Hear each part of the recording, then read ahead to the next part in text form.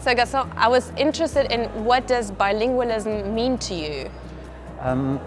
Well, when I hear that question, I always have to think of the leaky tap epiphany that I had as a child. I was at a friend's house having lunch every day practically, and at some point the tap was leaking, and the next day again, but after a few days that stopped. And I remarked on that, and then they said, well, we fixed it, of course, which is something that wouldn't have happened in my family because we didn't fix things, they would stay broken.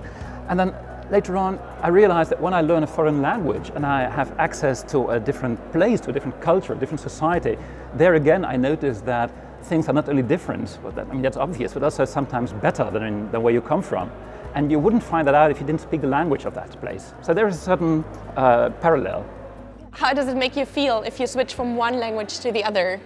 That depends to which language I feel. For instance, I learned Spanish when I was in my early 20s, and I used it a lot, and I used it a lot in South America, where people wouldn't, in places where people wouldn't meet foreigners, exotic foreigners like myself that often. So they made me feel sort of special, and they sort of spoiled me, if you like. So whenever I speak Spanish now, I get that feeling again.